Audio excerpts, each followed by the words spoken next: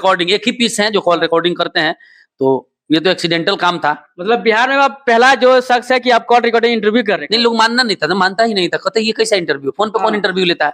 तो जब आपको लोग धुतकारेगा नहीं तब तक आप काम में आगे कैसे बढ़िएगा। हाँ। वो तो लोग पागल कहता था, आज भी कहता है, अब लोग इंटरव्यू लेने के लिए देने के लिए तरसता है।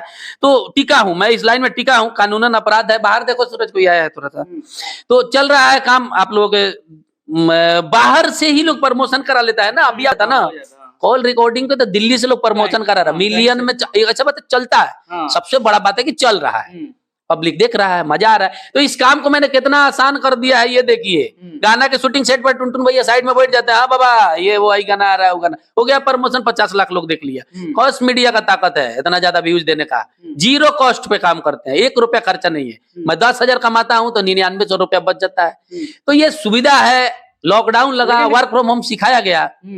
लेकिन कानूनी अपराध भी तो है भैया। तो कानूनन अपराध है, मानते हैं, लेकिन मैं तो किसी के बेडरूम का वीडियो तो करता नहीं हूँ, सेक्सुअल वीडियो को चोरी छुपे रिकॉर्ड तो करता नहीं हूँ। ये तो प्रमोशन है ना हमारा। ये एक मामला कोर्ट में गया भी था, तो हमारे वकील साहब बोले ये तो नॉर्मल ही है, सबका करता है, तो आपका भी किया है, ये कोई निजता का हनन तो करता नहीं है। तो मेरे पे है 46-47 कंप्लेन हुआ, 1-2 केस ट्रू भी हुआ, कोर्ट में गया भी, लेकिन उसको नॉर्मली लोग वार्निंग देके छोड़ दिया। हालांकि अपराध है, भारतीय दंड संहिता का मैं सम्मान करता हूं, अपराध तो है, लेकिन आप खुद से कराते हैं तो अपराध किस बात का है। अच्छा, एक समय था कि आपको कोई इंटरव्यू इस समय नहीं देता था। जब 2022 का जब लॉकडाउन के बाद जब शुरुआत किए थे तो मीडिया में शुरुआत किए थे तो कोई इंटरव्यू आपको नहीं देता था। लेकिन आज ऐसा समय है कि आपको अभी कॉल रिकॉर्डिंग के माध्यम से बोला कि मेरा गाना प्रमोशन थोड़ा कर दीजिए। तो पहले का समय और अभी का समय में क्या डिफरेंस है? तो लोग कॉल रिकॉर्डिंग, तो ये मैं कहीं से सीख के थोड़े आया हूँ, यही का लोग सिखाया है ना। जब मैं आप हमको इंटरव्यू नहीं दीजिएगा तो मेरा चैनल आगे कैसे बढ़ेगा। जब आप इंटरव्यू नहीं दीजिएगा तो मैं गाली दूंगा ना आपको।